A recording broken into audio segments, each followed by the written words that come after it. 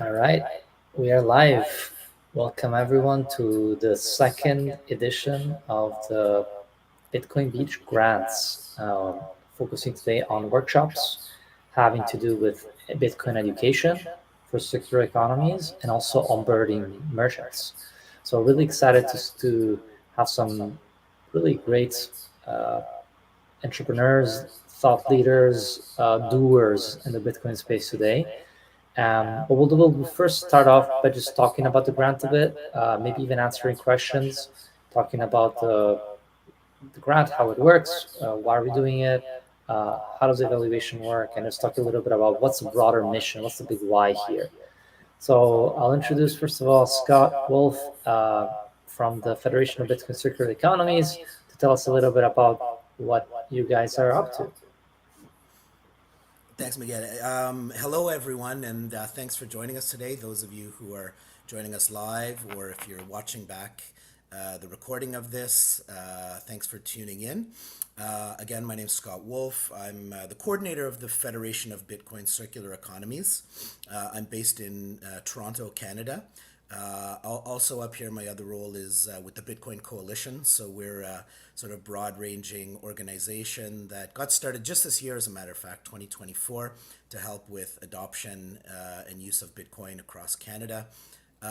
With the Federation, I work with an advisory group of folks from Bitcoin Beach, Bitcoin Acasi, Praia Bitcoin in Brazil, and our colleagues at Blink at this moment to sort of drive forward the Federation of Bitcoin Circular Economies. The vision of the Federation, the goals are really to carry forward the vision of expanding Bitcoin circular economies around the world and to help connect local circular economies. And so as the grants are awarded and resources are distributed, looking forward to carrying forward some knowledge exchange, connecting groups at different levels of the journey in rolling out the local Bitcoin circular economy, and keep this moving forward. Before I say a little bit more about the grants themselves, just about the platform. In our first series of workshops, really quite amazing. We had groups from at least 10 or 15 countries, 3 or 4 continents joining us. In the chat function, you can say hello if you want from where you're joining from. So we can give a shout out to countries that you're joining from. As well, what was I going to say? If you have questions, you can drop them in there and we can create banners. It's a fairly interactive platform. So while we go through the presentations, if you want to start asking questions or if you feel more comfortable doing it that way, drop them in the chat and either Mick or myself will bring them up on screen or ask them for you. Hopefully we have a wide-ranging group of folks joining us. I know, the this isn't necessarily the best time of the day for everyone, but it was really amazing to see that we had people on the literal other side of the world joining us in the wee hours of the morning last time, and maybe that's the same today. So thanks wherever you're joining us from. So about the grants, really want to emphasize that the goal of these grants are to help drive the establishment and the growth of Bitcoin circular economies. Okay, so those are the only applications that are going to receive a favorable review ultimately under the grant process. And so what that means is that in putting forward an application, if you want to do so, you need to make clear what your vision and plan for the Bitcoin circular economy is. You don't necessarily need to have fully established a Bitcoin circular economy at this point. You may be starting from the point of, for instance, you're operating a local meetup. You've been working with some merchants locally to get them to adopt Bitcoin, trying to get people to download wallets and use Bitcoin, etc. And you're trying to figure out how to bring this all together. In your application, we need to see from you a little bit of a detail around the Bitcoin circular economy that you're looking to develop. So, a name of some sort, what type of geography you're covering. Are you working in a local town, a state or province, or maybe in some instances you might even be trying to cover an entire country. But we need you to share your vision for the geography that will be covered by the Bitcoin circular economy. And if there are any particular population groups that you are working with or prioritizing, and for whatever reason. So fundamentally, each application needs to come from a Bitcoin circular economy project. Now, Bitcoin circular economies will look different everywhere because local realities are different, the local context and local needs are different. So we expect them to look different one from the other across them. And we're expecting that we'll get some brand new proposed circular economies as well as some already somewhat established circular economies. And we've tried to plan for that in how we intend to review the grants and make awards ultimately.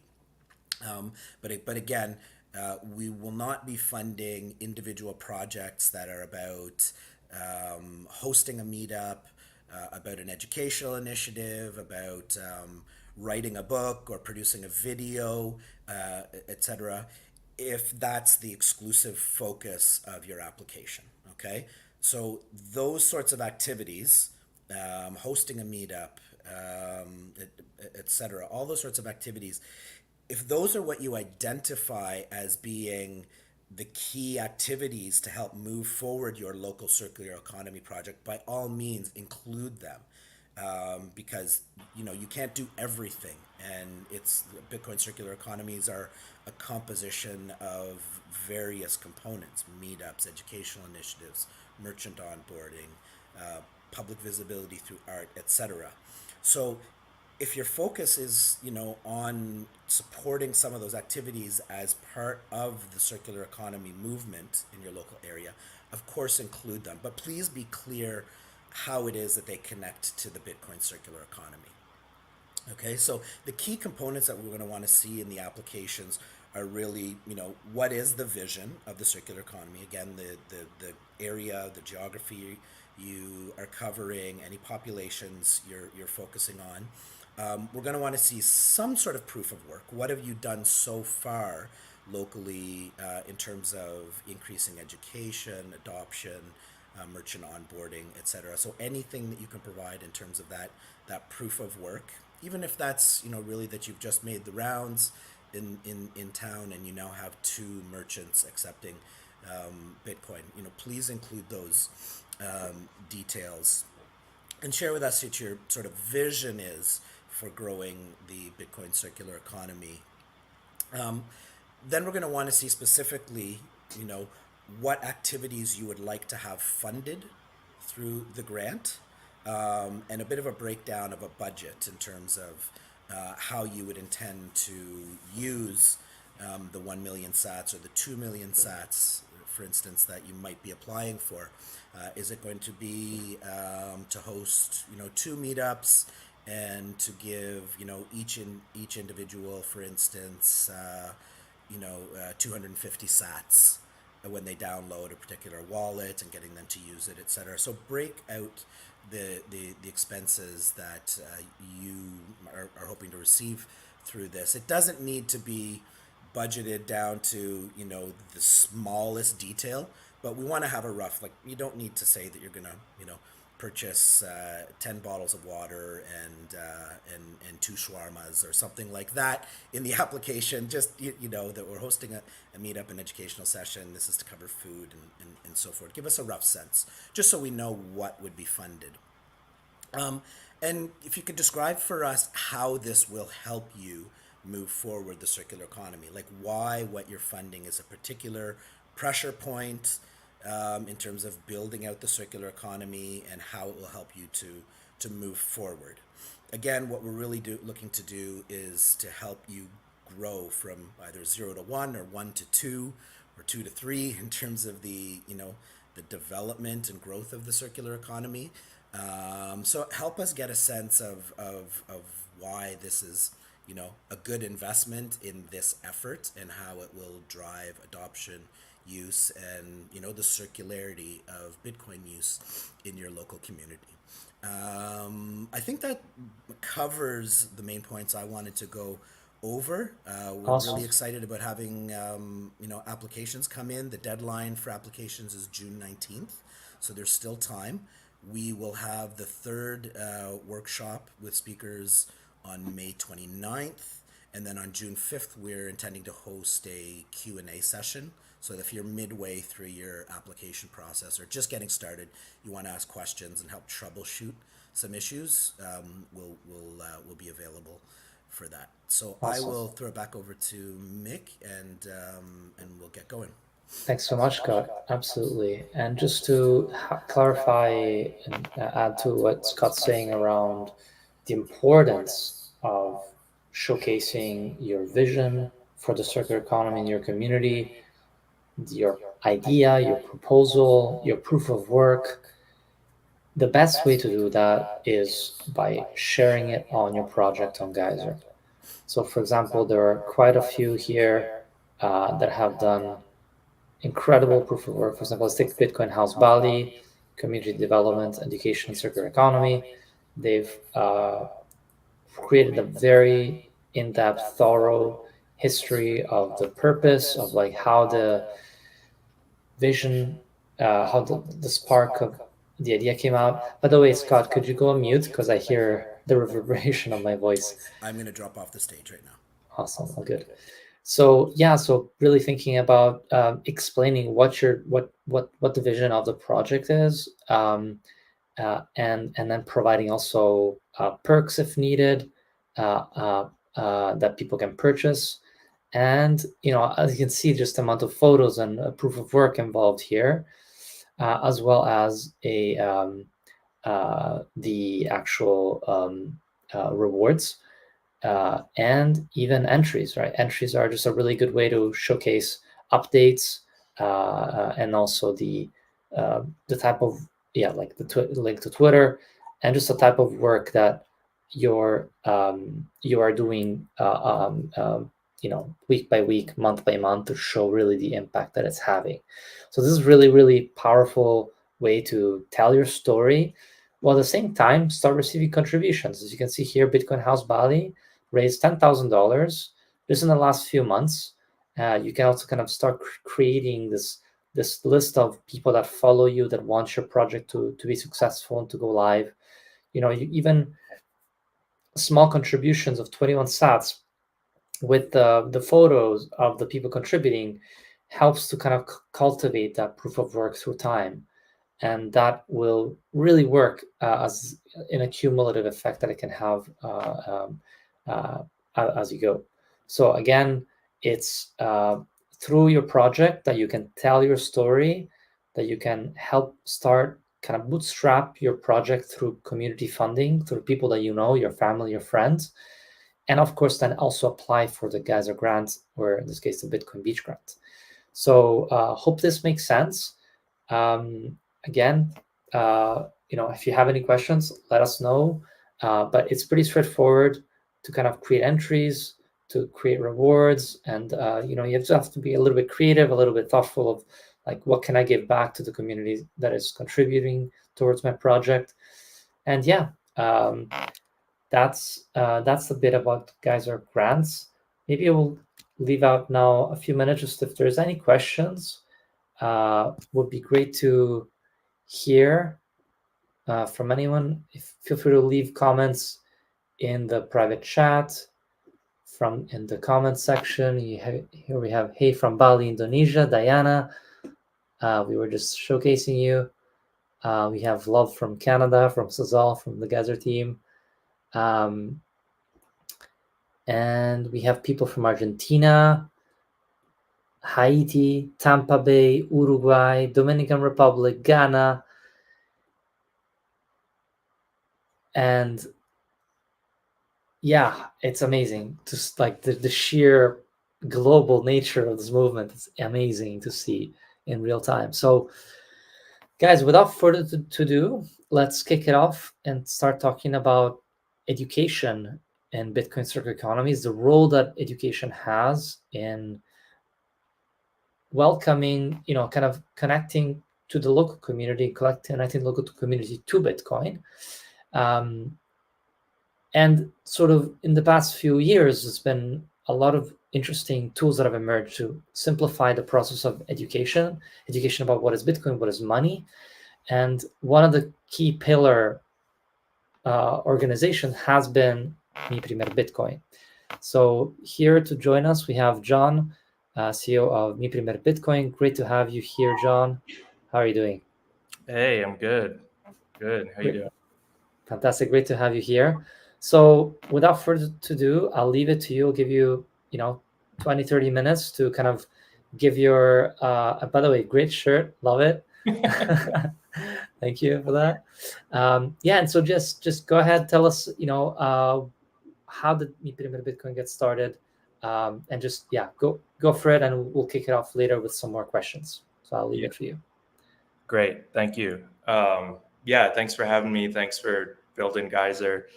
Before I get into that, I actually want to just shout out to Geyser because this is such an important project in the space, and every Bitcoiner should be taking advantage of this, right? Like this whole process to apply for a grant is going to help you think through a lot of problems that, like, regardless of whether you get sats or how many sats you get for it, it will be helpful.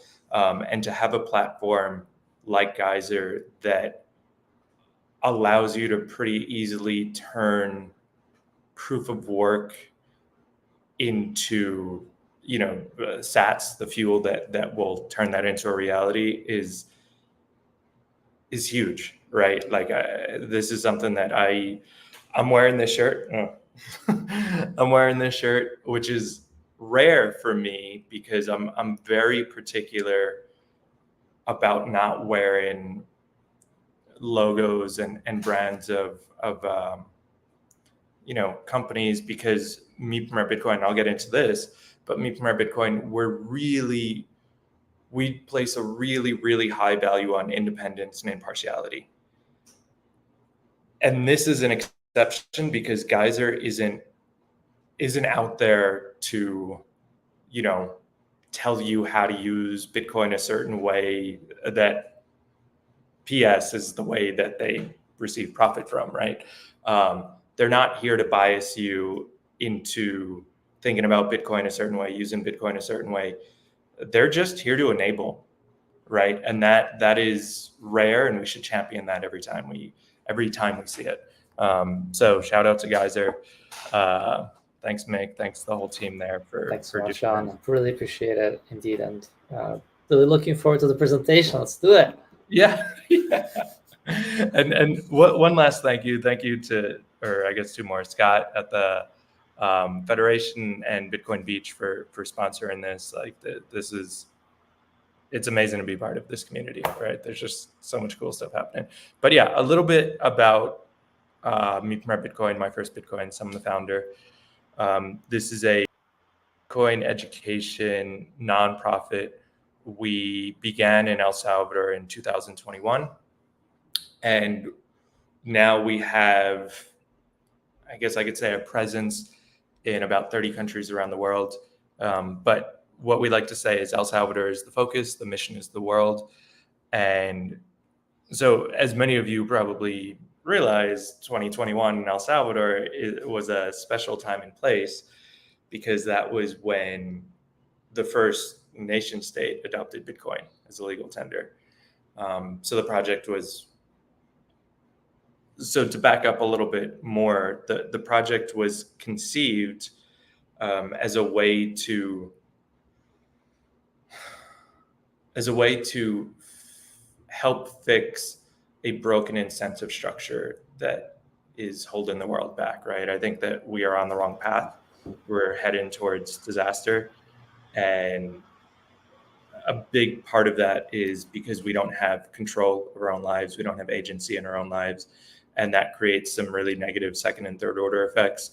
If we don't control our money, we don't control our present, we don't control our future, then we're disincentivized to think into the future, to build into the future. And we are incentivized to just follow orders, basically, to just, somebody else is in charge. So I don't know, I'll just do what they say. And they don't have your best interest in mind. So the way to flip that, I think, is actually Bitcoin and Bitcoin education, because that Bitcoin education, when done correctly, is the first step in a journey to reasserting power and sovereignty in your own life, which has really tremendous second and third order effects, right? Like if you control your money, you control your present, you are more incentivized to study, to learn, to start a business, to start a family, to build, to create, right? And that changes everything, right? So I really think that Bitcoin education is hugely important. But I don't want to get too far into the philosophies there, because I know we have to talk about this grant.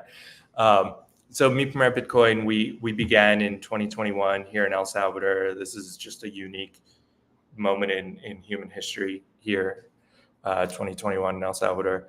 So we are dedicated to spreading this, right? El Salvador is the example. We're not trying to change one country, right? We as Bitcoiners, we're trying to change the whole world. We're trying to change each of our communities. So everything that we do is open source. So our flagship product is a Bitcoin diploma, which is a 10-week program. We have taught it to tens of thousands of students here in El Salvador. We now work with the Ministry of Education. Also, Bitcoin Beach is part of this as well. So they are using a modified version of that.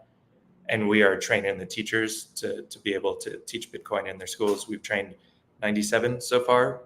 The goal is 700 for this year, distributed across the country, and next year, like the whole country. And actually, we have another project with the Ministry of Education, and this time the third partner is Little Hodler, and this is to create educational materials for younger audiences here that will be used in the public school system. But super cool, I believe a world first.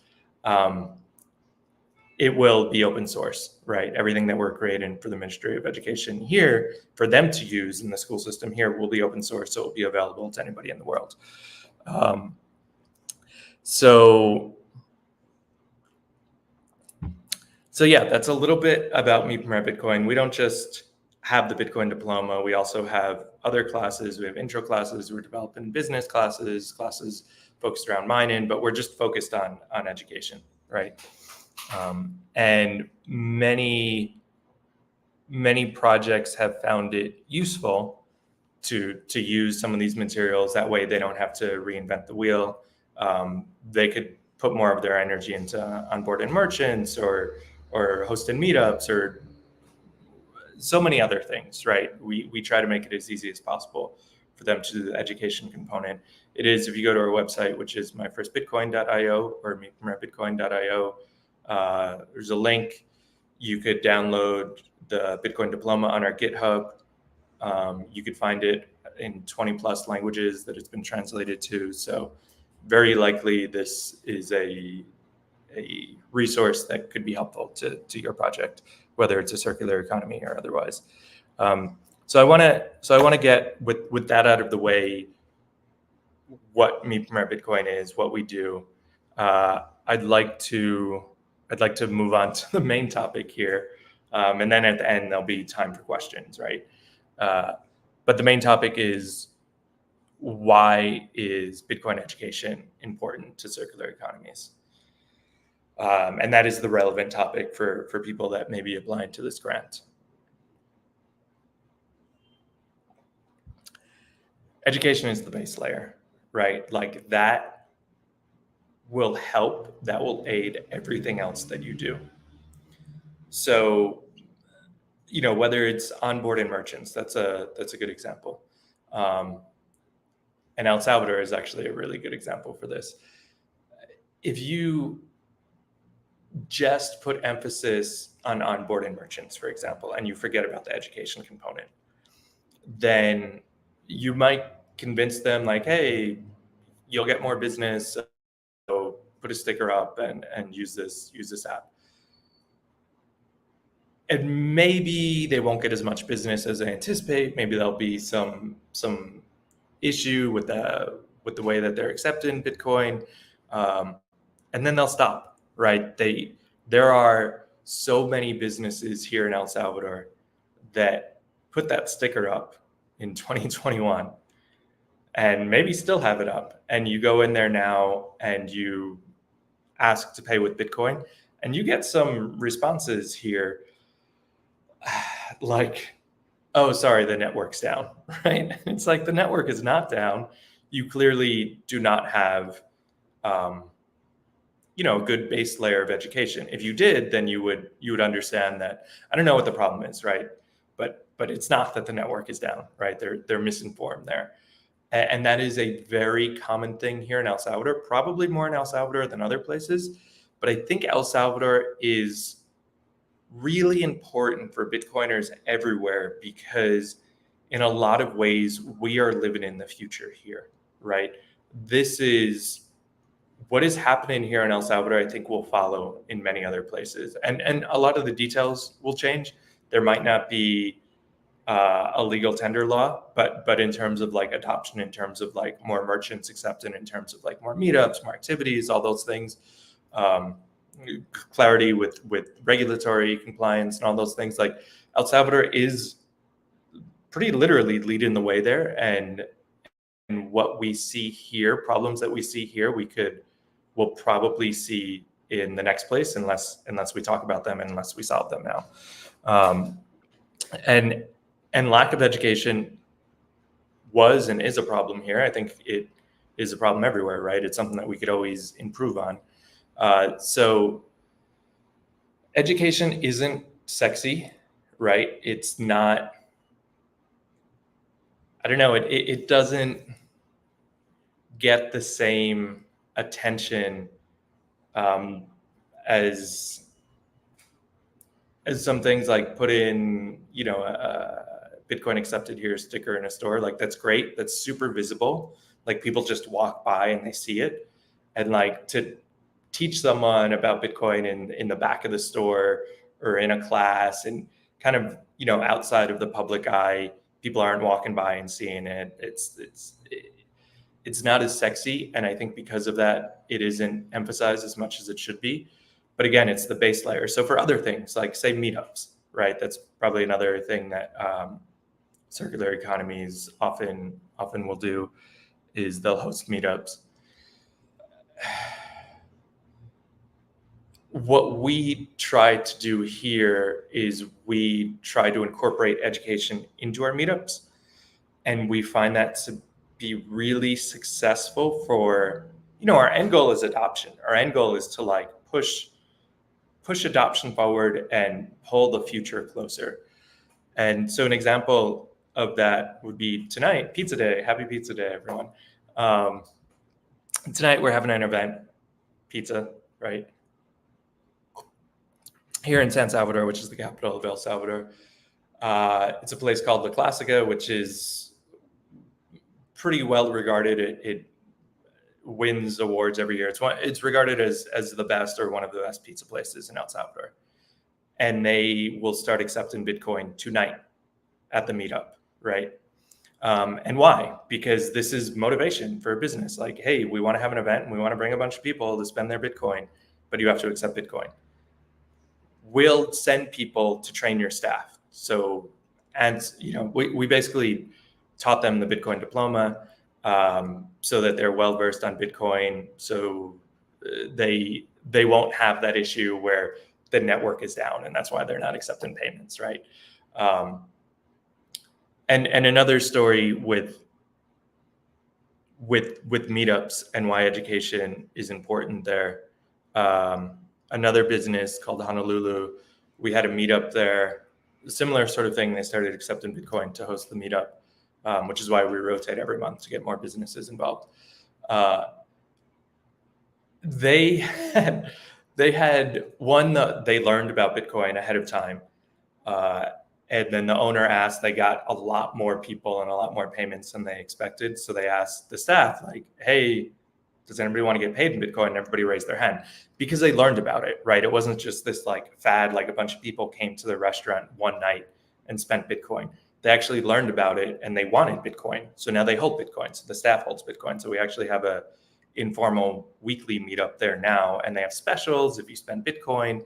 And it's because of education. The owner of this restaurant is like a huge Bitcoin advocate because he put the work in to learn about Bitcoin, right? Like he talks about inflation and the importance of like supply cap and all these things that Bitcoiners love to talk about, because he learned about it, because he took that first step. And I think it's our responsibility to make that first step as easy as possible.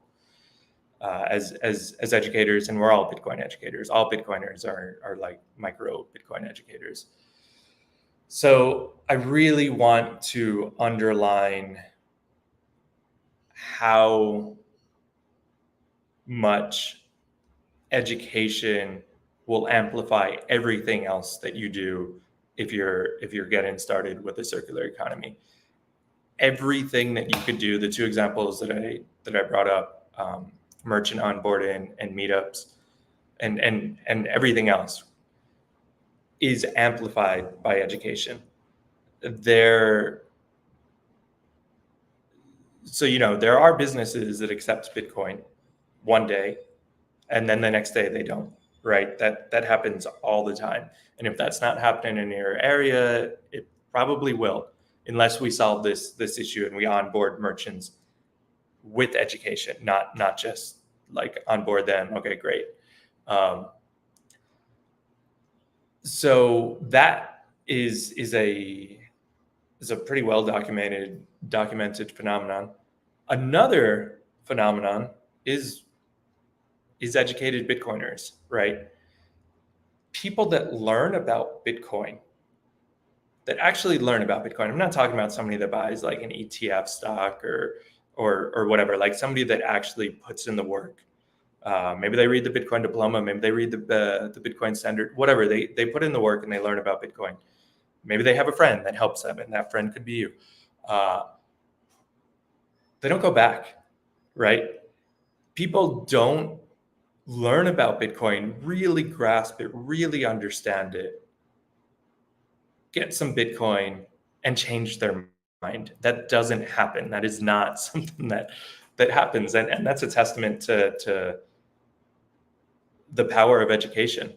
Because if you are well educated on Bitcoin, that is your best defense against fear, uncertainty, and doubt, right? It's like, oh, well, the price is lower today than it was yesterday, so let me get out of this, right? That's somebody that doesn't understand. Not that many people are using Bitcoin in my shop or whatever, so I'm going to get rid of it. That's somebody that doesn't understand that Bitcoin is much deeper than a payment system, right? Like it's actually a way for that business owner to have more control, more power in their own business, in their own life.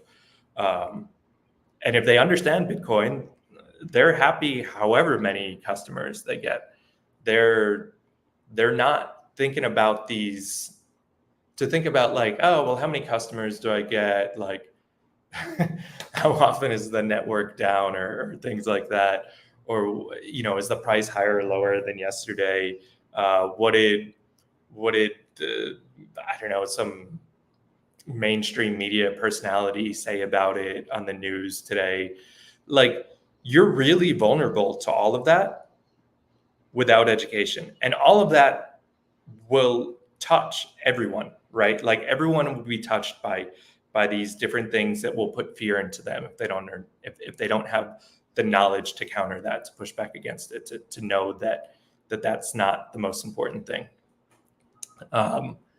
And education solves that, right? Like, you don't learn about Bitcoin and go back, and that is the most important thing. So I really want to emphasize the importance of education here. I see in the chat that Dusan, who's a Bitcoin educator, might be able to join in a couple of minutes. Yep.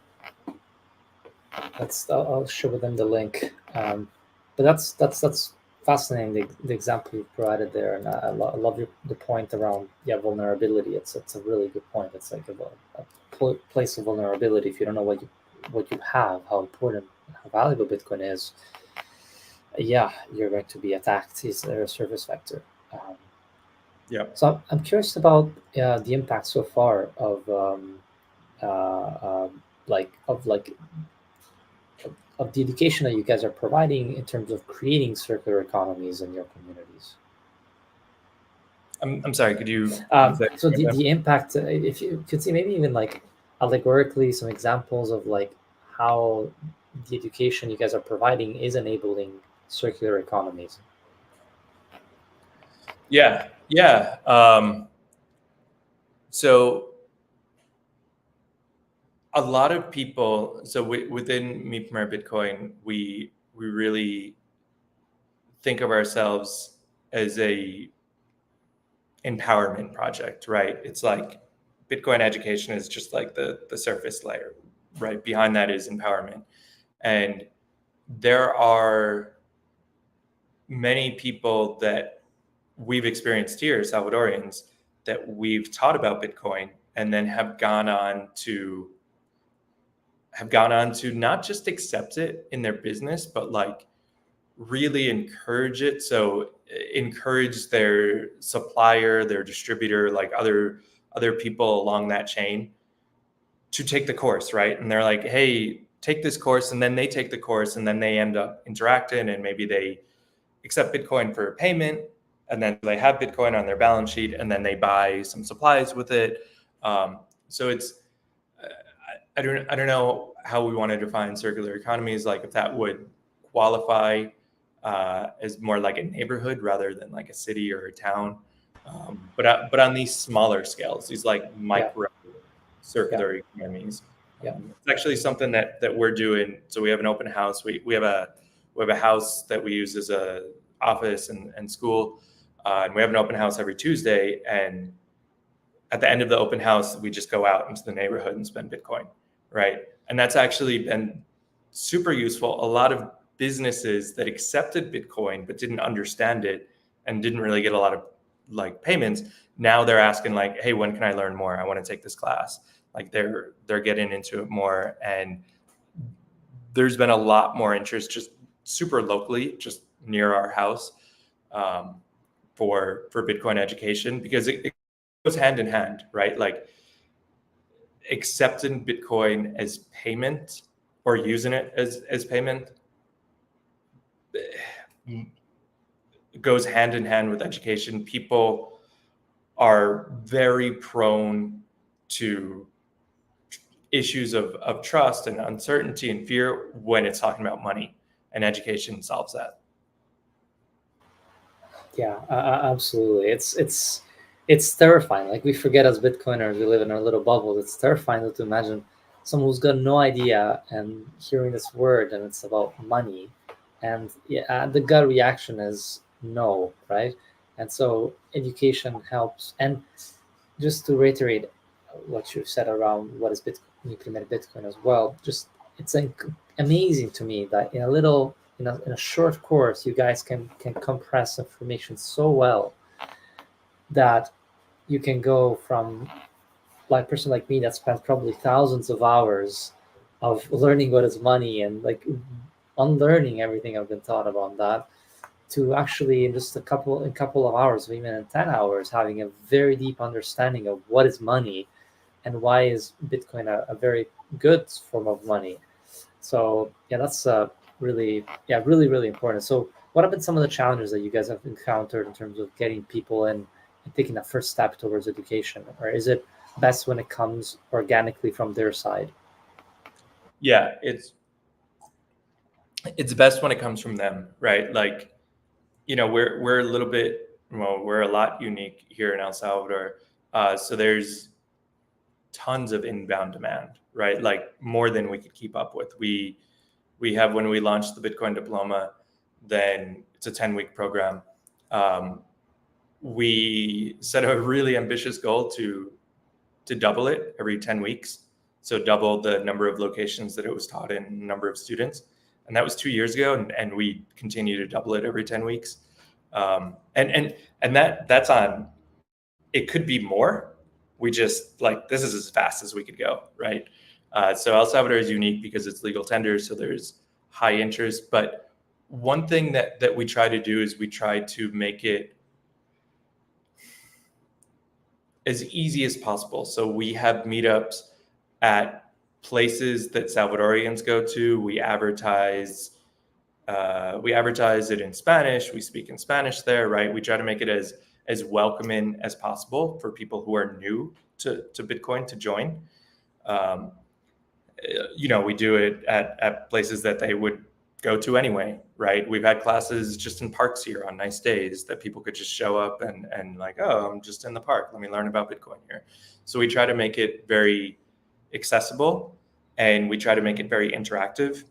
So a big part of it is actually just using Bitcoin, right? It's like people have this mental block that you have to be an expert to use Bitcoin. Like you have to have an advanced computer degree or like a high technical knowledge, and you don't, right? There's plenty of apps that are really user friendly, and so we literally put it in their hands, right? It's like, hey, download this wallet. Here, we sent you some sats. Like, did you notice that there was no KYC, right? For demos like this, we're not going to go through a KYC process. So we're going to use a wallet that doesn't have KYC. And I'm like, oh yeah, that's true. Wait, that was super easy. And two, I didn't need to ask permission, which really hits home with people like here in El Salvador. We're close to Nicaragua, we're close to Venezuela, where people have severe restrictions on their money. There's lots of Venezuelans that live here, earn money, and like don't really know how to send it back to Venezuela. Like people actually tape it to their body, they smuggle it across the border. It's a mess. So people intuitively understand once they use it, the power of it, right? Like it's hard to explain that, but it's easy to show it. And we very often try to follow the mantra, show, don't tell. And that we find that very useful. Amazing. Yeah, well said there. Quick question for Dusan. I see you joined. Are you there? Yay, still on a plane. How's it going, Dusan? Thank you Hey for guys, joining us. can you hear me? Yeah, we can hear you great. And if I may, Mick, if I can jump in with a quick question, because I think it overlaps with John's and perhaps Dusan's presentation as well. I wanted to ask a question just for groups establishing a circular economy or looking to grow their circular economy. Just if one or both of them could maybe touch on the distinction between doing education for primary learners and then, for the purpose of scaling education, training trainers. So those two facets. So the training of Bitcoin trainers and educators, and then the actual education itself. And is there something different? Are there different components to think about? Budget sizes, visions, that sort of thing? Because I think those are both key components of education to build circular economies. All right, I'll drop off. Dusan is the Bitcoin education training expert here. So I don't know if you want to take this on. Yeah, I can. Sorry guys, just letting you know that I'm still in the plane. We just landed, so getting out, it might be a little bit messy. But I'm happy I made it here. And John, I love your haircut. I love your new style, man. Perfect. So regarding education, well, that's totally, like, I was listening to you, John, and what you have to say. So totally agree with that. And our take, since you already do amazing work for training the people to understand Bitcoin, we felt that there is a need to train new educators.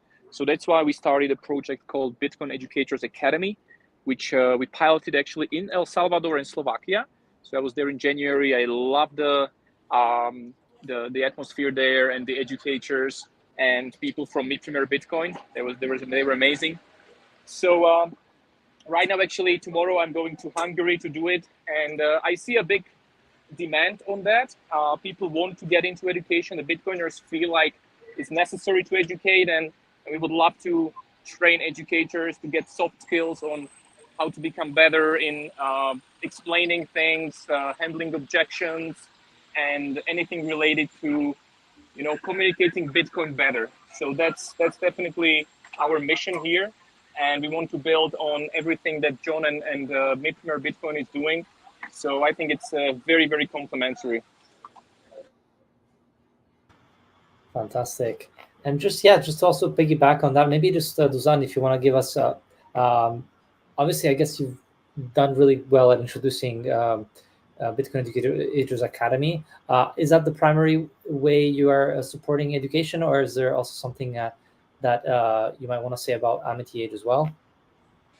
Yeah, so we as Amity, actually right now, this is Marek, our CTO. This is Gabriel, my co-founder. Is our business partners.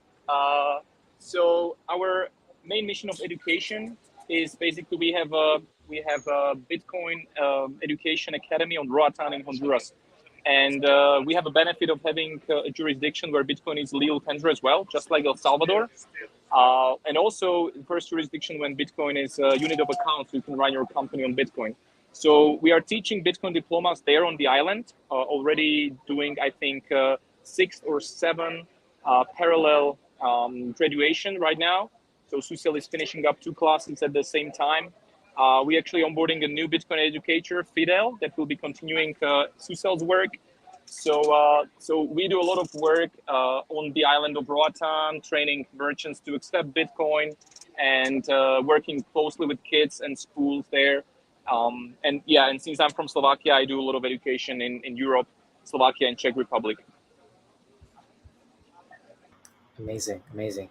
And can you tell us then a bit, just then taking it from education to circular economies, what are your thoughts on like obviously John did a really good job at explaining the education as a base layer for Bitcoin economies, but and he also mentioned really interestingly that a lot of what he sees is not circular economies per se, but these micro circular economies, which are more like neighborhoods, people, single channels of people connecting to exchange and trade with Bitcoin.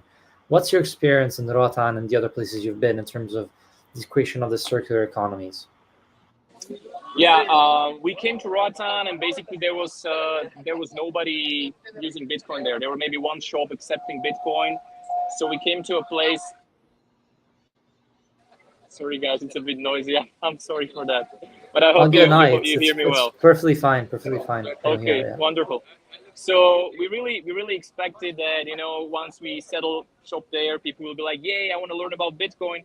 But it's not like that. We learned that we need to first of all explain people that Bitcoin is not a scam, that they are there's many scams connected to Bitcoin. So it required a lot of a slow process, and really being there in person, opening up the center where people can really get when they have time. And it really takes time. It takes time. And initially we were focusing on increasing the number of Bitcoin merchants, which we understood that that's not how you measure circular economy. You need to have circularity. We were focusing on merchants, but people were not paying them, because once people understand Bitcoin, they want to keep it first. If they don't earn it, they don't want to spend it, which we cannot force them. Also, store of value is part of functions of money. So to create the real circularity, we need to introduce Bitcoin into the system. So what we are doing in Roatan is basically we are paying all our employees in Bitcoin directly. So all our salaries are pure Bitcoin based, and then our employees have incentive to spend it within the shops to create a circularity. We are even motivating other businesses that accept Bitcoin to either keep it, but on the other hand, also pay part of it to their employees. Right now, Prospera, as the private jurisdiction, will be paying 5% of the salary to employees if they choose to. And if they choose 5% in Bitcoin, they will put another 5% on top of it. So the employees can earn more, but part of it will be in Bitcoin. And again, this is the incentive to really create circularity, not the amount of shops, not the amount of merchants, but really the amount of transactions. And it takes really a long time. I was expecting it will be so much faster, but it's baby steps, continuity, step-by-step process, and really being there, talking to people, how we can help them out, and solving their real problems, not thinking that the problems that we have in our own countries are the same ones, but each community, even on Roatan is small island, but each part of Roatan is different. In one part, there's more expats, in other, more locals. So they have different problems. So we really work hard to understand them and tackle them and really help to create a circularity there. Amazing. Yeah, good. Thank you for sharing also the challenges. It's just saying that it's not as easy as you imagine. It makes sense, just like with Bitcoin. It's like but then every 4 years something happens, and then there's a lot of talk again about Bitcoin, right? So hopefully we get a bit of that boost soon. Guys, it's been really amazing. I just want to open it up for the last 5 minutes to just questions. If anyone has any questions, but also you guys, Dusan to John or John to Dusan, in terms of your experience of education, Bitcoin circular economies, and how they kind of come together. I feel like I've asked a few questions, but I think I've also got a few more under my sleeve if no one else has any.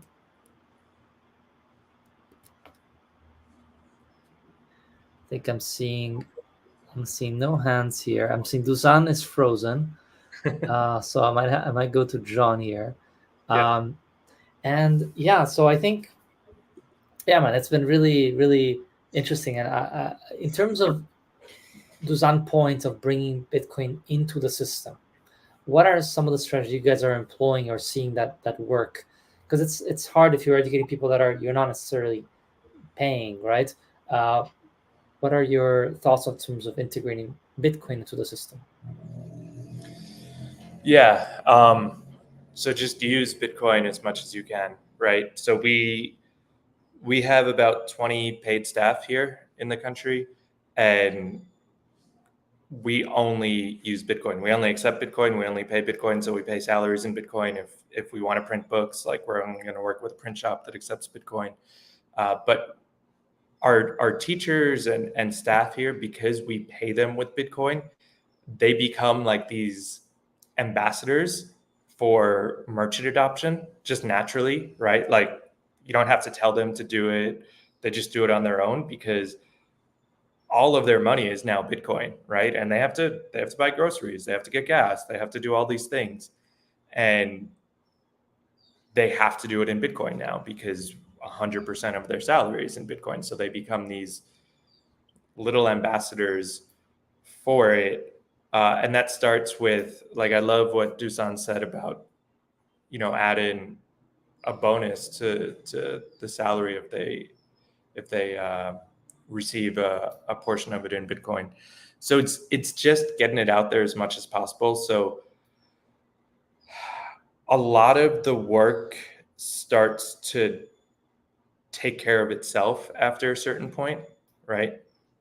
So just introducing Bitcoin into the system, as merchants accept Bitcoin and they have Bitcoin, then they're going to start to look for ways to use it, right? So again, back to education.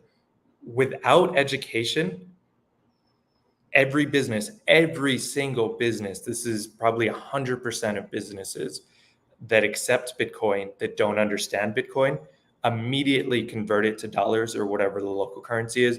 And then they don't have that like incentive to like, well, I gotta tell, my supplier about Bitcoin. I gotta do this and that.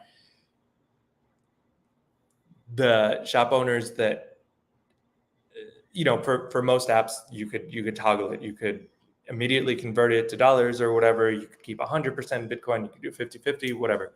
And there is such a high correlation between how well educated the merchant is and how much of the Bitcoin they hold. And the more Bitcoin that they hold, the more they are naturally incentivized to educate others, to spread it, to onboard other merchants that they might work with where they could spend that Bitcoin. So I think there's a positive feedback loop. And again, the base is education, right? That is, in my opinion, that is what everything needs to be built upon. Amazing. Yeah, well said there, John. There are a few questions here. I don't know if you can see them. Yeah. One is asking basically for your favorite tools for onboarding and getting people off zero, and what tools have risen above the ocean for that. Yeah. So Lightning wallets, easy to use Lightning wallets, right? Have been really useful. Again, it's that show don't tell part of it. Like, to explain the theory of Bitcoin to a pre-coiner doesn't land. It doesn't. I mean, I'm sure there's an exception to that rule, but it basically won't land. The apps to use Bitcoin, specifically Lightning, right? Because you could do it fast, free, non KYC Lightning wallets do so much for Bitcoin education. That is such a great first step. And you could send someone some sats, right? And like, I'm not saying that you should spend all your money just like sending sats to people. Like, send them 10 sats, send them like a penny. Even just sending them that low amount is another aha moment. It's like, wait, so there's not a minimum here. Like, I could just send any amount. What's the maximum? Oh, there's no maximum. There's no minimum. Like, I'm not used to not having all these restrictions, but it's different to show it. So to be able to show it, so easy to use non KYC Lightning wallets are fantastic. I would add to it. Totally agree. We use Blink a lot, and it helps with table sets and like it's super cool. Also, Phoenix right now got so much better as a self custody option. And I would even add to it having a way to buy Bitcoin easily. Either building up the peer to peer network of Vexlers. There is this app called Vexel, VEXL, which is a app that was developed by Satoshi Labs, the founders of Trezor hardware device, and you should be able in your country to download it. It's a peer-to-peer anonymous marketplace for Bitcoin. Super amazing, very popular in Czech Republic and Slovakia. We want to deploy it in Honduras as well. I believe Salvador would benefit so much of it.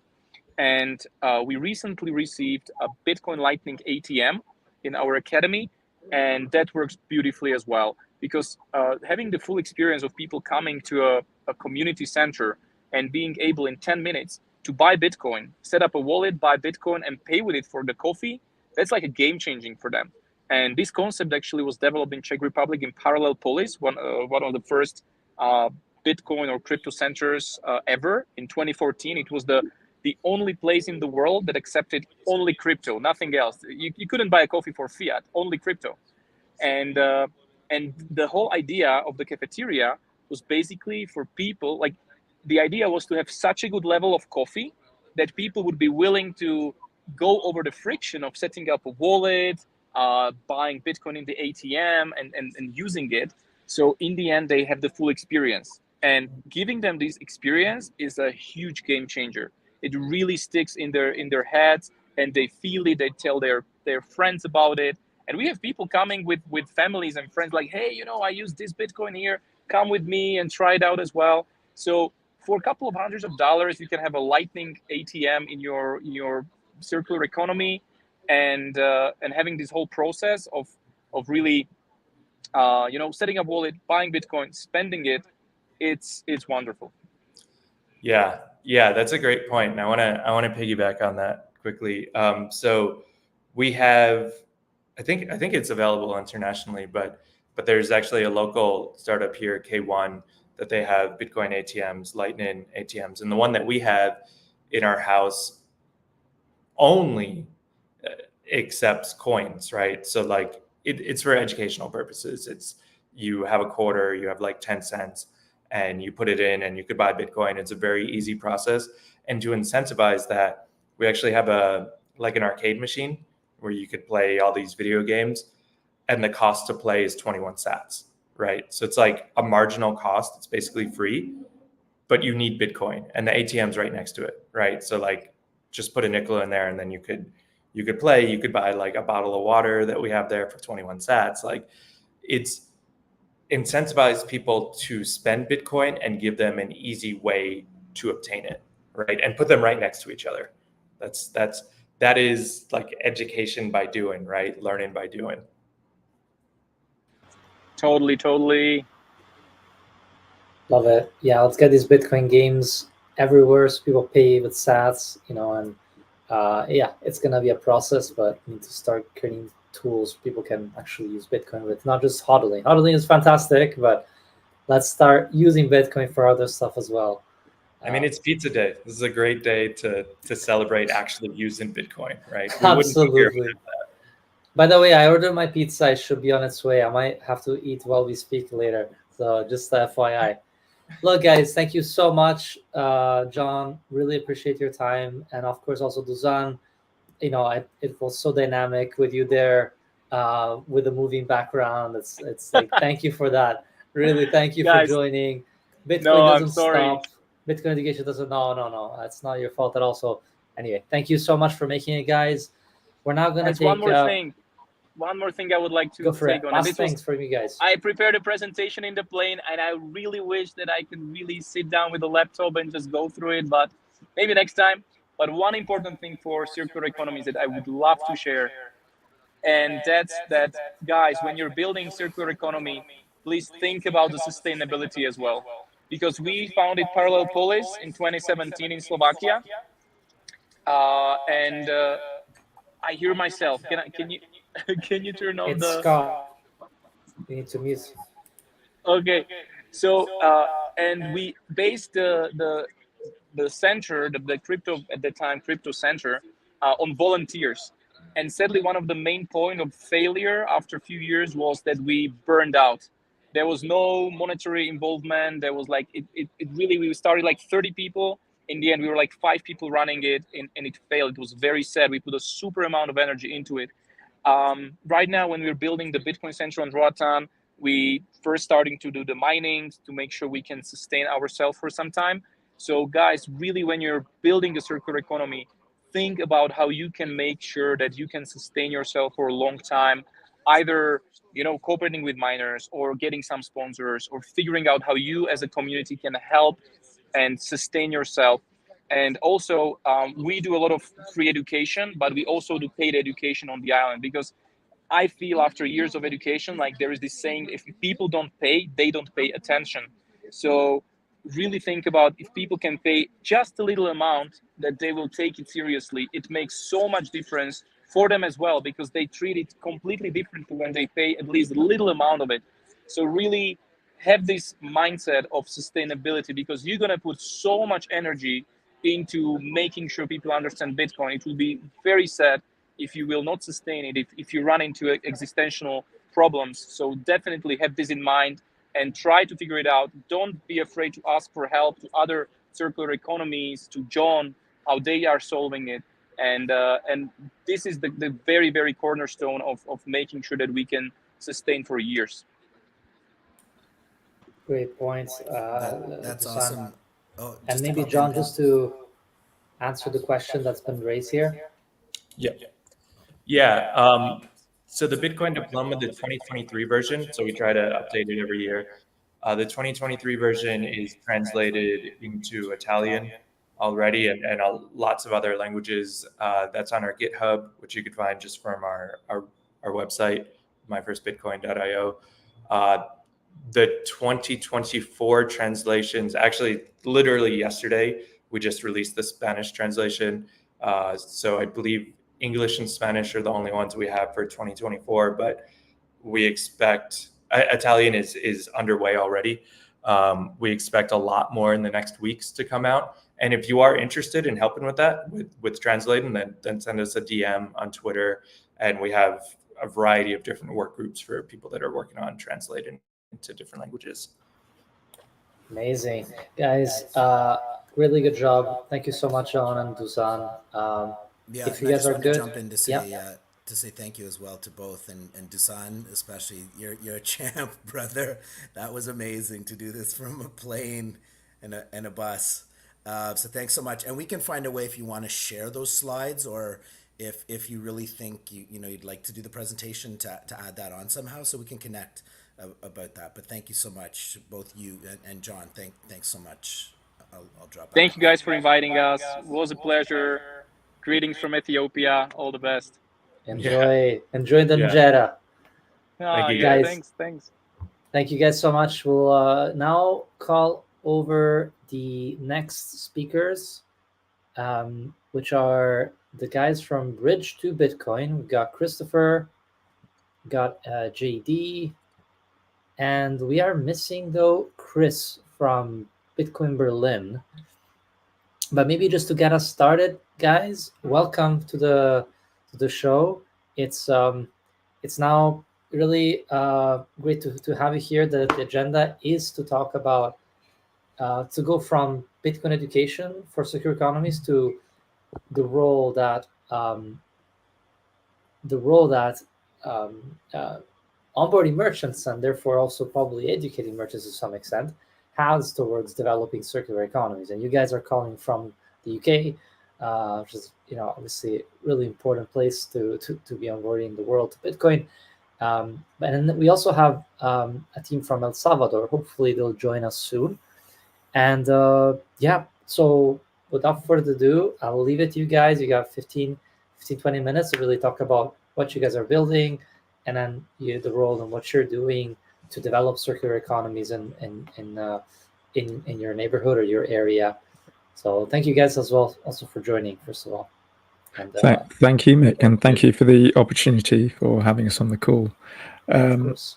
Okay, so I guess I'll start by maybe what I normally start with a very brief introduction with regards to our backgrounds, and then as we do that, we'll sort of our strategy what we do at Bridge to Bitcoin will hopefully become apparent. So hello everyone, my name is Christopher Gordon. I am Bitcoin class of 2017, and I came across Bitcoin essentially as a bit of deal flow that came across my desk, because I did do at one point a little bit of business angel investing, not so much now because the Bitcoin rabbit hole has sucked me deep down into it, so I don't really have time to do that.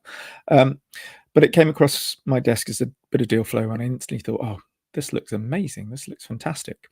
And just to put my hands up and to be completely transparent, I was instantly caught out by cryptocurrencies as well. So the promise of 100x returns and 1000x returns distracted me immediately, and I took that traditional horseshoe journey through the space and dipped my toe into cryptocurrencies.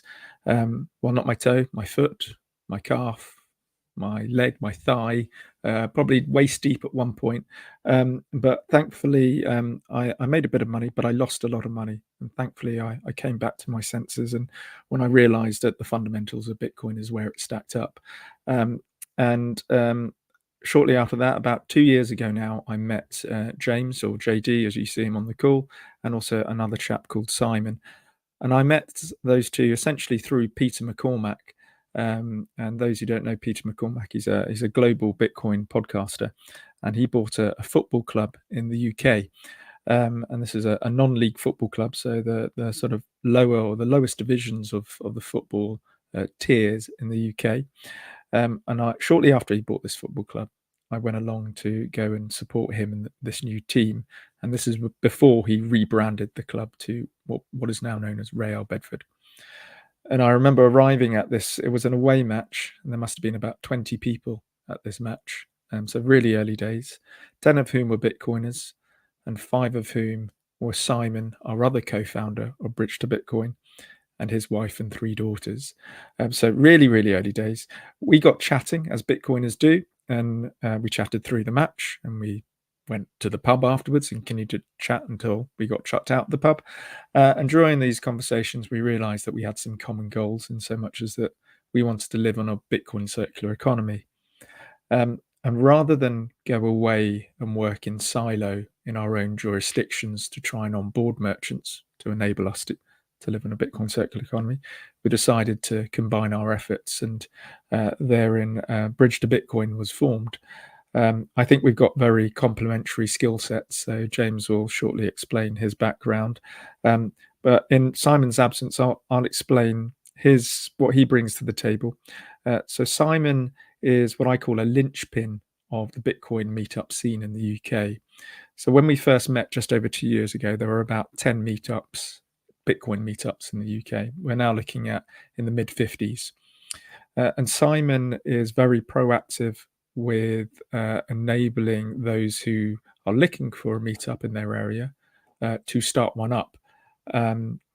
Now, this is really important from Bridge to Bitcoin's perspective, and it's important for me as well.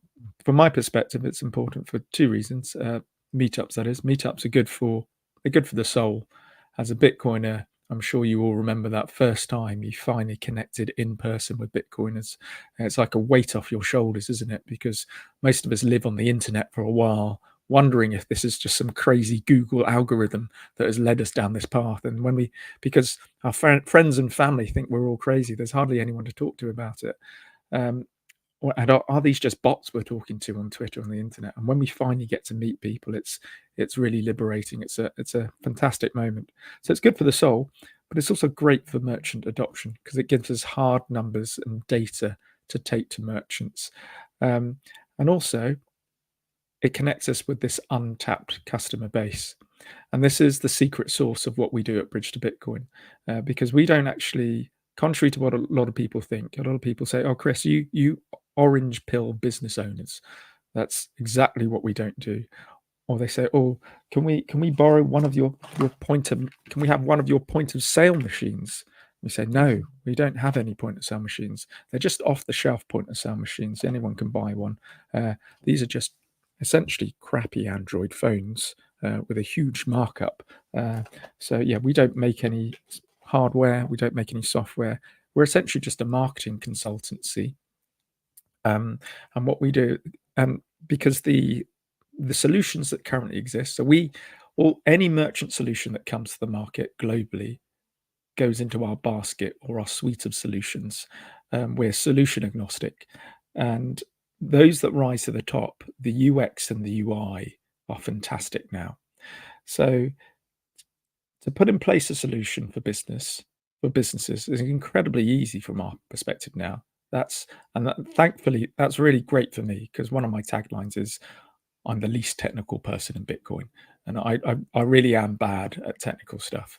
And most business owners are too busy. They're managing stock, they're managing staff to learn about a new tech and this new payment rail.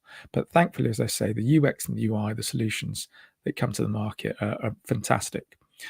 So technically putting in place a solution and physically putting in place a solution is actually really easy now. The secret sauce of what we do is connecting businesses with this untapped customer base. And that's our starting point with businesses. Our starting point is, would you like some extra footfall and some extra revenue come into your business? It's not Bitcoin. So we do not start with, I'm going to teach you about this new hard sound money. It's the best hardest sound money that's ever existed. It's going to change your world. It's going to revolutionize the financial system, and it's going to stop global wars.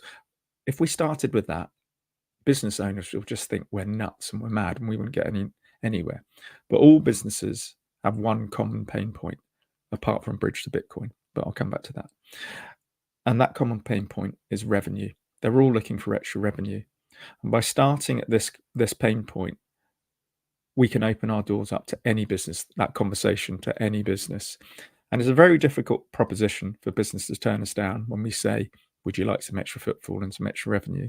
Because what we do is we do this all for free. So James, myself, and Simon, we're volunteers.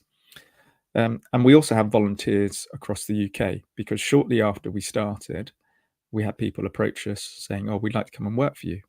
And we said, "No, you can't, because we have no money to give you. There's no revenue, but you can become a volunteer as well. You can join us, use our brand, and try and onboard businesses in your local area, and use us as well, and use our expertise." And as I say, James will explain his. So for me, it's a really powerful orange pill, because what we see is we bring business owners to the water, if you like, and they get to see Bitcoin being spent in their business, in their own space, without us having to say it's the hardest, soundest money. So a lot of Bitcoiners, a lot of business owners rather, start off with the position, well, I'm not interested in Bitcoin, but I do want this extra footfall and extra revenue. And we say, that's great, because there are solutions in the market. Well, that's absolutely fine. There are solutions in the market that enable you to flip that Bitcoin at point of sale into your local currency. So that the thing to remember is you continue to invoice in your local currency, because at the moment, Bitcoin is a great medium exchange, but it's not a unit of account. So you continue to invoice in your local currency, whoever walks through the door. If it's a Bitcoiner, you still charge them £10 for 2 pints of beer. If it's a Bitcoiner that comes in, they give you £10 worth of Bitcoin, but the solution can flip that £10 worth of Bitcoin into £10 for the owner. Now, some maxis at this point go, hold on, you're onboarding businesses and they're flipping the Bitcoin straight into fiat. I don't want to partake in that because they're not proper Bitcoiners. Now, what's happening here are a number of things. The first thing that's happening is by a business accepting Bitcoin, they're allowing us as in the global Bitcoin community, to move closer to living on a Bitcoin standard. They're adding to the liquidity of the Bitcoin and the Lightning Network. And also what happens is, as I say, they're seeing Bitcoin being used in their own space. We're not orange pilling them. And it's a great example of the utility of Bitcoin. And over time, what happens is they get Bitcoiners come in, and you Bitcoiners, you are a positively mental customer group.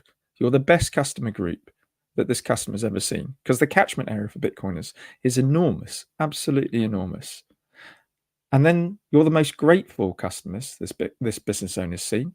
You walk in, you go, do you accept Bitcoin? The business owner goes, yeah, I accept Bitcoin. And you go, great, yay, this is amazing. No one does that with US dollars. No one goes into a shop and goes, do you accept US dollars? And the guy behind the till goes, yeah. Yay, you accept you. No one does that. No one does it with pounds, but you do it with Bitcoin. You're really excited. And then you film your transaction, and then you market that business out by posting photos on Twitter or videos, and you're the most grateful customer this business has ever seen. So I think it gets business owners thinking. They think, in these tough economic times, I've got this new customer base. They're the happiest people I've ever seen. They're the most grateful people I've ever seen.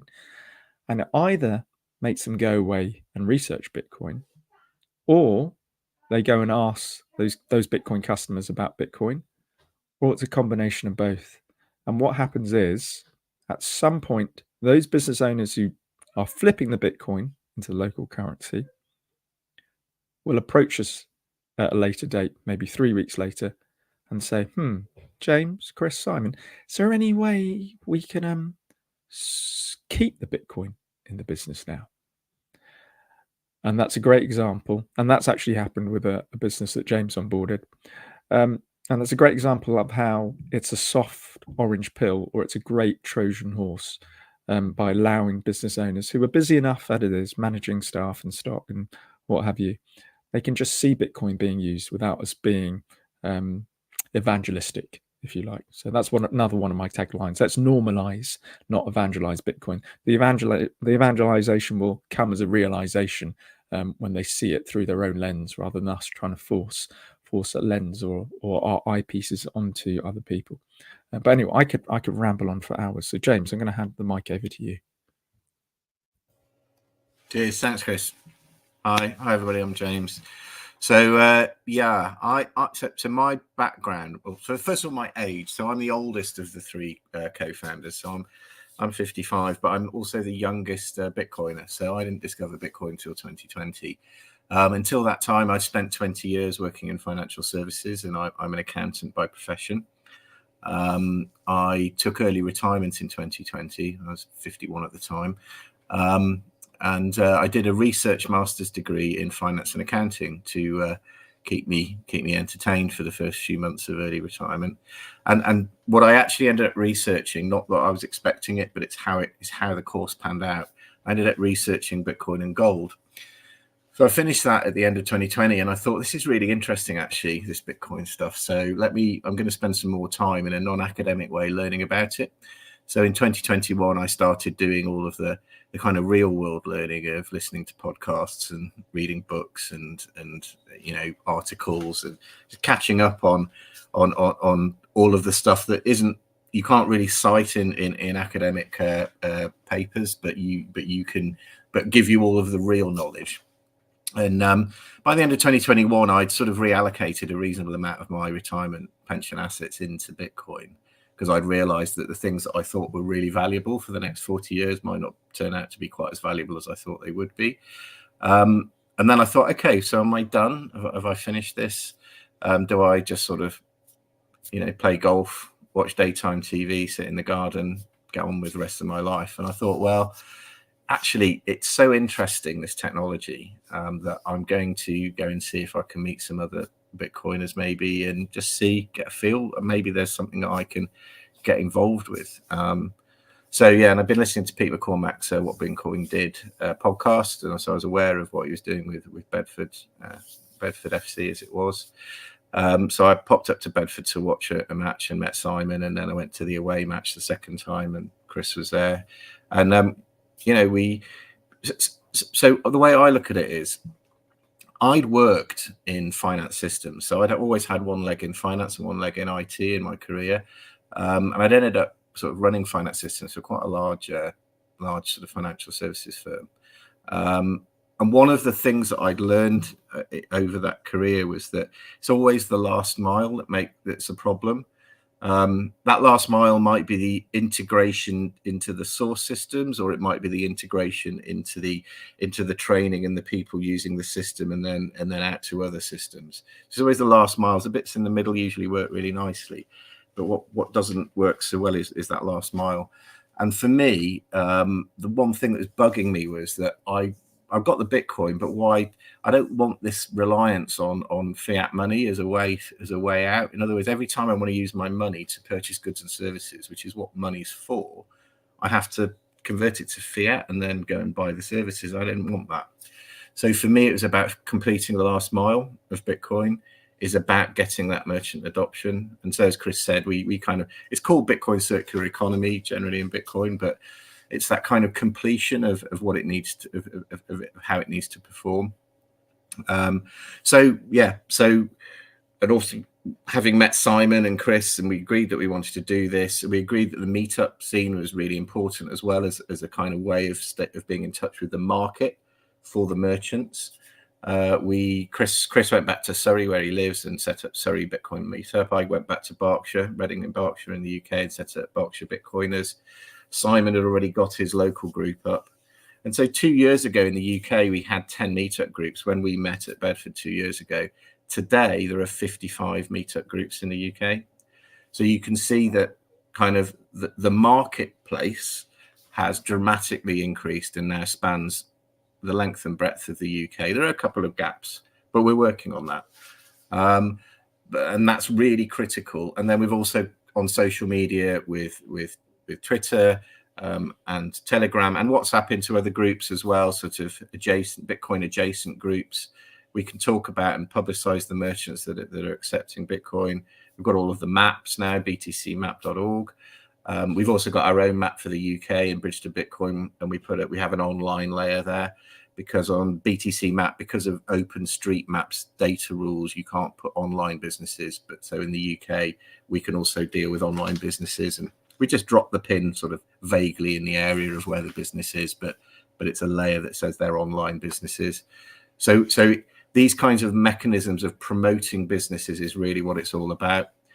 As Chris says, we're not wedded to any particular solution.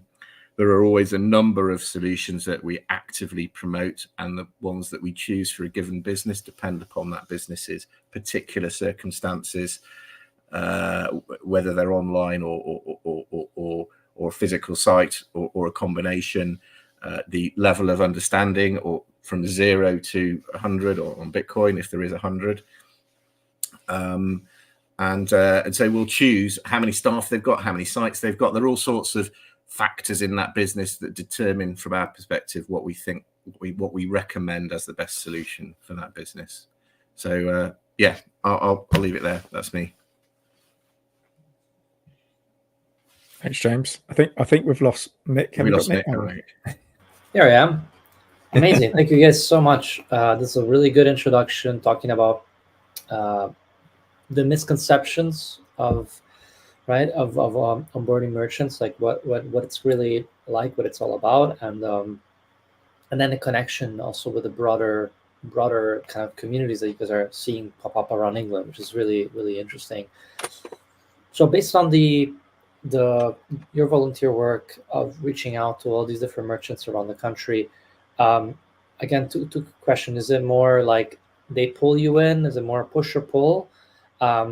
First question, and the second question is: do you see greater longevity or sustainability when these merchants that adopt Bitcoin are um, integrated in some of these either circular economies or meetups, or are they also thriving kind of on their own?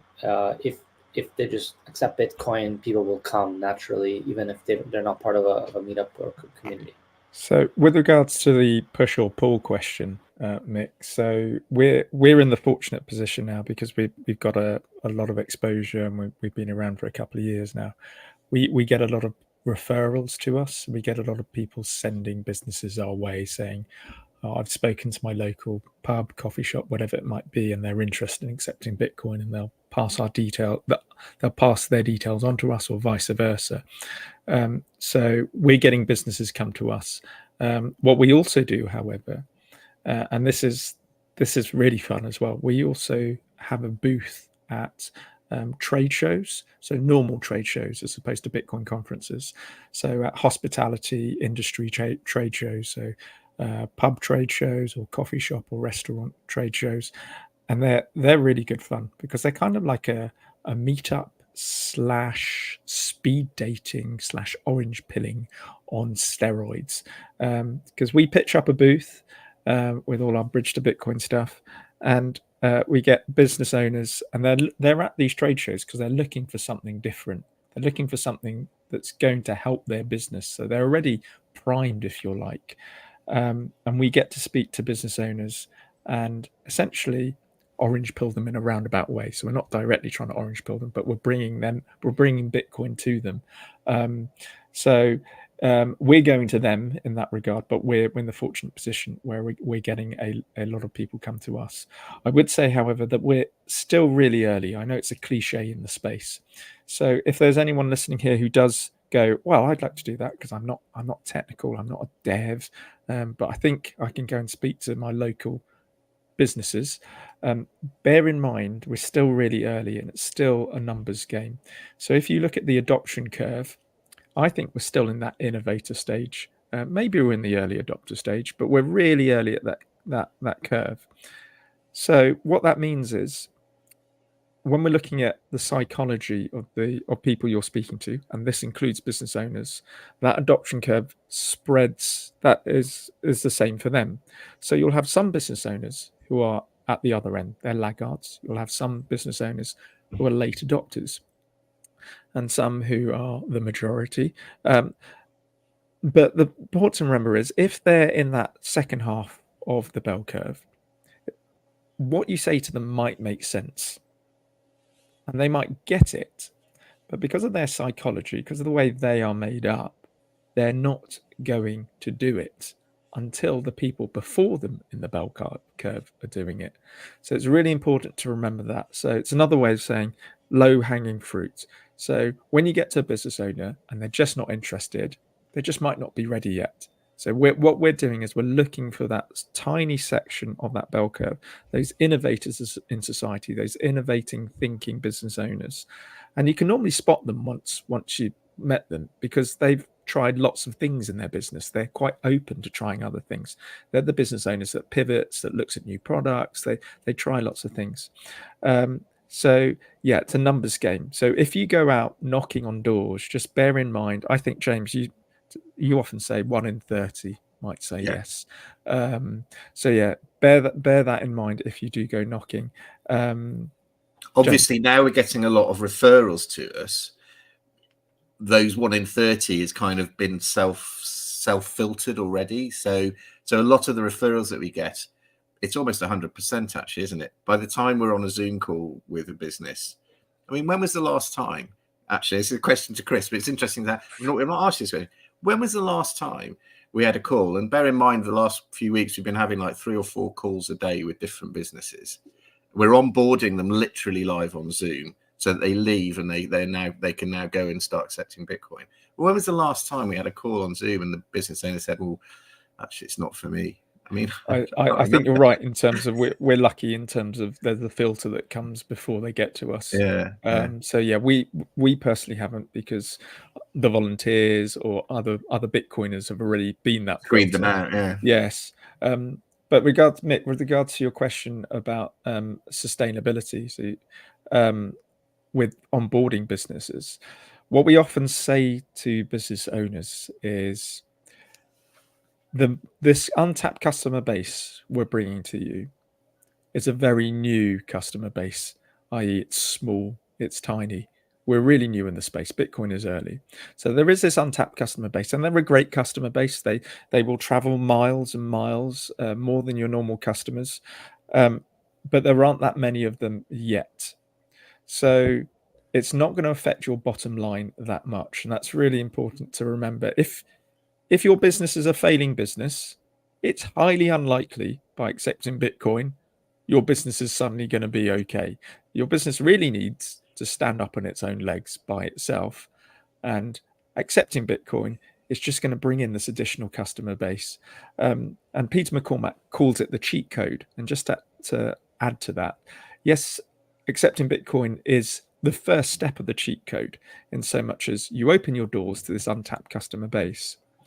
The next step is looking at your business and looking at the products or the services that you provide, and essentially seeing if you can create a Bitcoin line. Because Bitcoiners love that. If you can add a Bitcoin theme to something, Bitcoiners that's relevant to them, they will love that. So that's kind of the next stage. So yes, I think it's sustainable, Mick, to answer your question, but only if those businesses we're onboarding are sustainable already. Yes, they might accrue a treasury, but if they're hemorrhaging money elsewhere, then it doesn't make sense anyway. So I think it's sustainable. We're seeing a huge growth. I don't like to use the example, but we're seeing a fantastic hockey stick in terms of, James, you often talk about the years when the 15 years, but go on. I'll pass on to you to talk about that. I don't want to steal your thunder. Well, I've already done the sort of meetup thing where we were 2 years ago with meetups. It was 10 to 55. But it's a similar thing with merchants. So 2 years ago, Bitcoin was 13 years old. And in the UK, we had about 30, that's 30 businesses after 13 years. And today, at 15 years, so 2 years later, we've got about 450. Now, that's still a small number in absolute terms, but it's a huge move from 30 to 450 between year 13 and year 15. And we think that the reason for this is that we were just lucky with the timing of when we met and started doing this. Happened to be at the same time as there was a Lightning Network, there was enough channel liquidity to make payments possible, and the apps sitting on top of the Lightning Network, so what you could call layer 3, were coming on board to abstract away all of the complexity and the difficulty of interacting with that Lightning Network and creating a quick invoice at the point of sale, making it easy to install, easy to use, some of them not even involving KYC. And it just happened that we were there at the time that the technology made it possible to see this kind of sudden, rapid increase.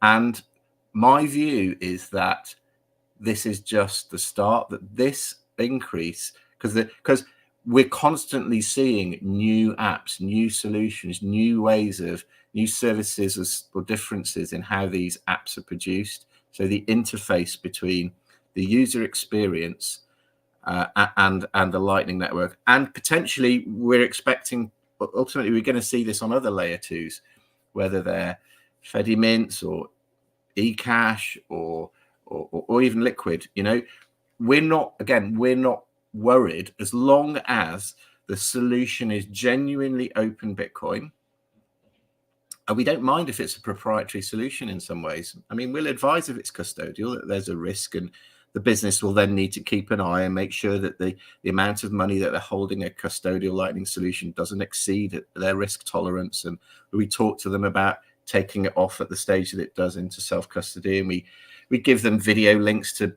Ben Perrin BTC sessions so that they can educate themselves. And we say, get in touch with us if your balance gets to that point and you don't know what to do. We'll come and have another call with you and go, okay, you need to get a hardware wallet. This is what you do, and then you send it off into self storage. So we're kind of trying to. We think that constant innovation that's going on the existing layer 2s and the future layer 2s that haven't even been talked about, apps that with functionality delivered by people either in an open source or a non-open source way, sitting on top of these things that haven't even been conceived of. Possibly the people who are going to build them are still at college. You know, these things are exploding, right? The number of new solutions that we're having to look at.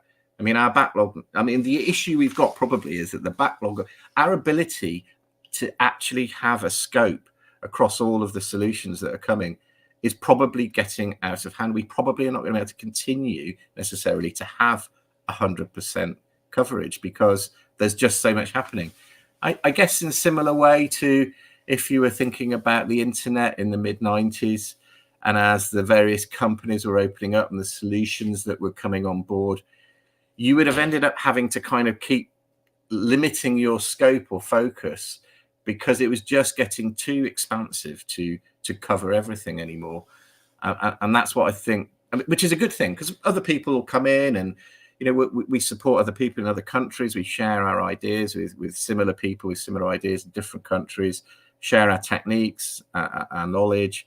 We're not trying to make ourselves, as Chris said, we have no real revenue stream. Okay. In fact, we have a Geyser project. People can donate to us. We'll tell people that.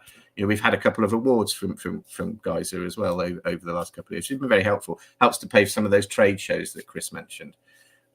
So we're not trying to kind of keep our arms around everything at all. What we're trying to do is bring everyone in, both on the Bitcoin side and on the obviously the merchant side and the meetup side. So the Bitcoin community, the merchants, and the Bitcoiners themselves, to sort of both as customers but also as people who can help bring the merchants to the door and even learn to replicate what we're doing. So yeah, I've got a couple of things to add, because we often get common questions or common comments passed when we speak to people about what we do, and for people who try and replicate what we're doing, i.e. try and onboard businesses themselves. And they often say, oh, I'm gonna tell these businesses that I'm going to speak to that they're going to save on fees. And this comes up a lot.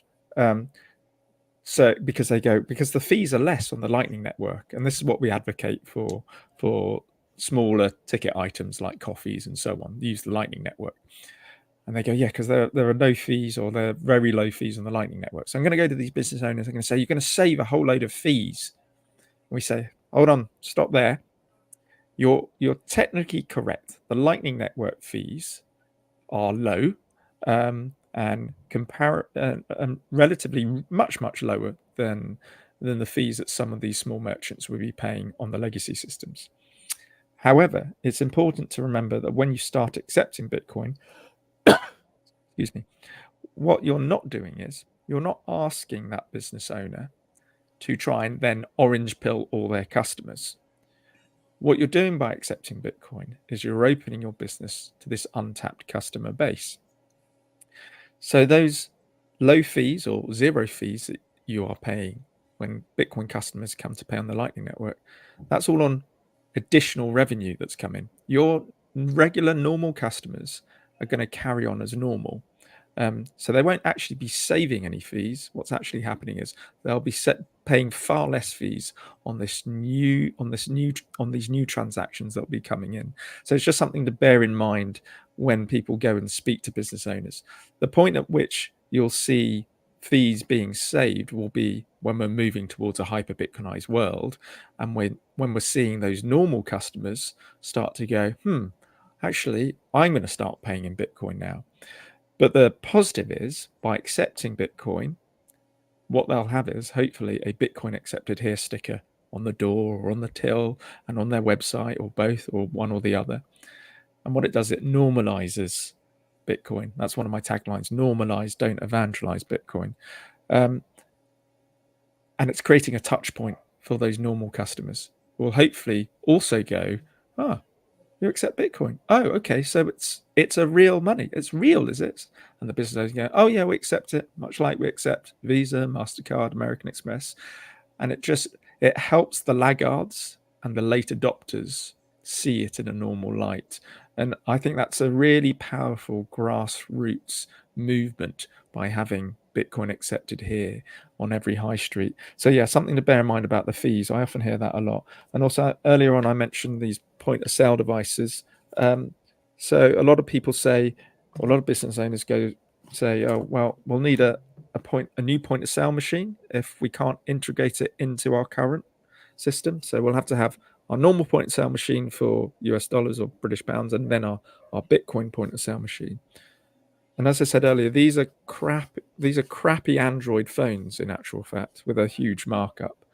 Most business owners have a spare or old smartphone knocking around.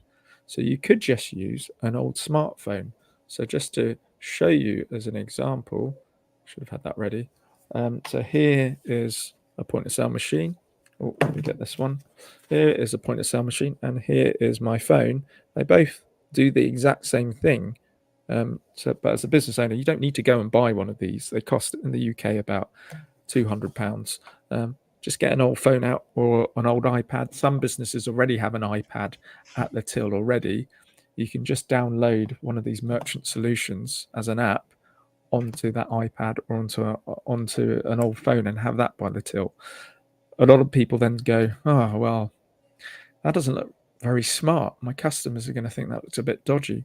Your regular customers are going to carry on paying as normal. It's only your Bitcoiners who are going to pay on this old phone. And your Bitcoiners are used to paying on phones. That's what we do.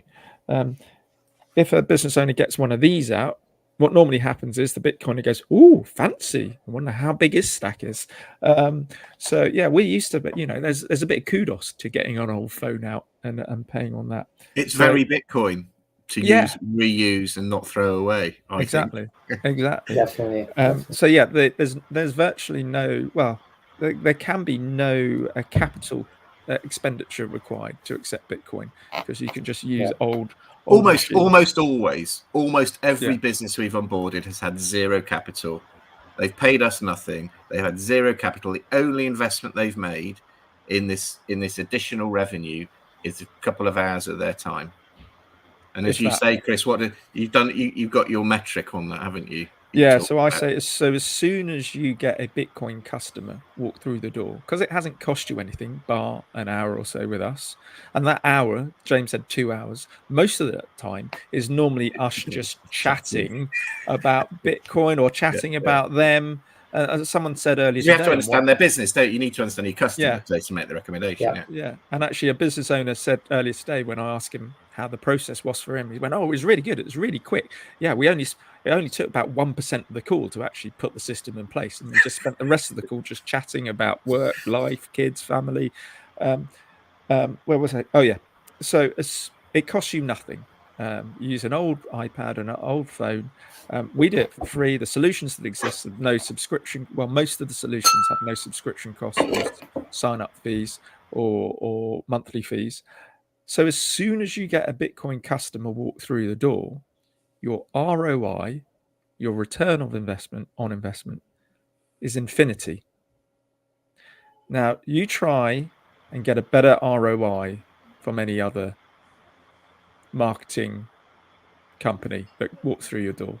So for us, it's a no-brainer. But unfortunately, coming back to what I said earlier, just looking at the adoption bell curve, the laggards aren't going to do it. Even when we say that, even when we go, you get an ROI of infinity. As soon as you get 1 penny or 1 cent come through the door, that is an ROI. The laggards just won't. Yeah, Bob's not because- doing it yet. Bob's not doing Yeah. it. I can't do it till Bob does it because Bob Exactly. gives me permission. Yeah. That's in their head. Love it. Basically. I Bob love lives that in their head. perspective. Yeah. Love that perspective. Just 1 hour of initial upfront costs, and then it's like all ROI. Love it. Yeah. But guys, you guys have done really fantastic job, and I can see I've seen through time how you've tweaked and improved and refined your message to be even more and more aligned to Bitcoin, which is keep it simple, stay humble, Yeah. reduce costs, reduce effort to onboarding, make it based on incentives, right? Make it useful and rational for them to be adopting Bitcoin. Take out all the waffle, all the even like the ideology. Just keep to the practical utility of Bitcoin, which is Exactly. fantastic. And I think a lot of the circular economies here are going to take away that key message. And here we have people saying great work Cool. from Thank you. South Africa. And I completely agree with about keeping it simple. And I just want to reiterate and just expand on that a little bit as well. So as Bitcoiners, we love Bitcoin, don't we? And we want to tell everyone about it and how it works and why it's good and why it's the hardest soundest money. But when we speak to business owners, we make a really hard conscious effort to take off our Bitcoin hats and put on our business hats. So it's almost a game. We try not to speak about Bitcoin for as long as possible. So for example, I often get people say, right, okay, then I'm going to speak to this business owner and I'm going to set them up with their own node, with their own Lightning node, because they've got to, it's best if, self-sovereign and self-custodial is the gold standard, isn't it? So I'm going to set them up with that. And we go, whoa. Business owners are busy enough as it is, okay? Do not try and set them up with a node, let alone a Lightning node, where you then have to explain to them about balancing channels. So it'll just be completely over their heads. So we've got to keep it really simple, and that's coming back to I think what John was saying on the first part of the call when he was talking about really easy to use Lightning wallets. So it's the same for us, really easy to use Lightning solutions, which are essentially custodial. I know that's a bit of a bad word in the Bitcoin space, and the maxis hate it, but for me, it's a learning curve.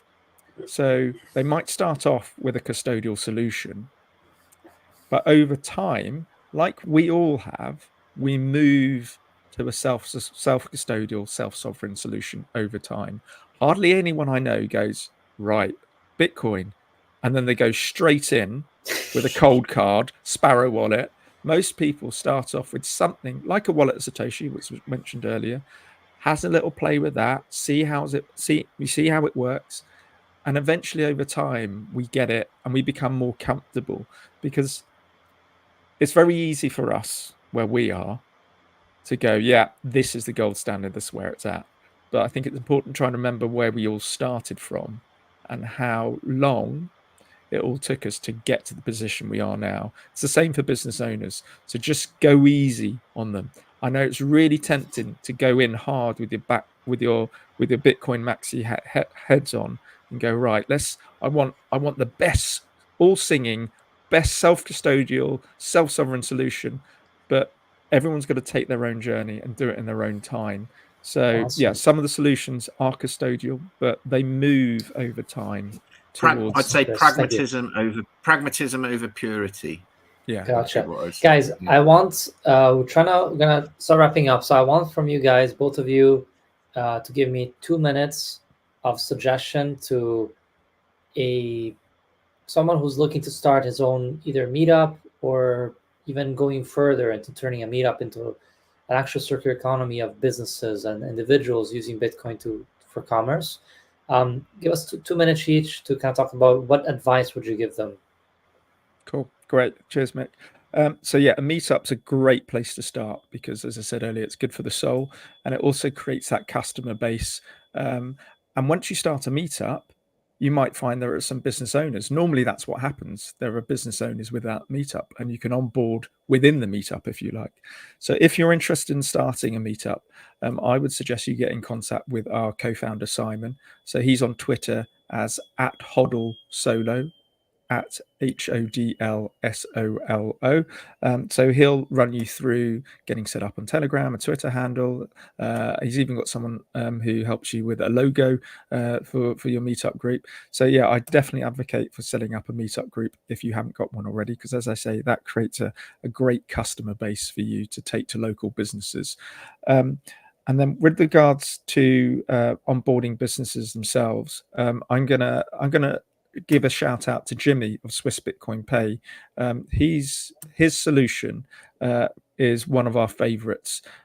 So if you haven't come today, yes, good point. Yeah, currently, I would say yes, and it's brilliant. I'm not trying to say there's something imminently, but as I said, there's constant innovation in this space. Yeah, so do check it out. Swiss Bitcoin Pay, Mick, you put it up there as well. And if you do, it's really easy to set up an account. It's like 1 or 2 minutes. It's KYC free. All you need is a Lightning address, like Christopher@walletofsatoshi.com. And you're good to go, and an email address so they can keep in contact with you and so on. So a Lightning address and an email. And if you do that, please use our referral code Bridge2Bitcoin. So that's Bridge, the number 2 Bitcoin, just so Jimmy knows where he where you heard about him from. So yeah, do check that out. It's a great solution.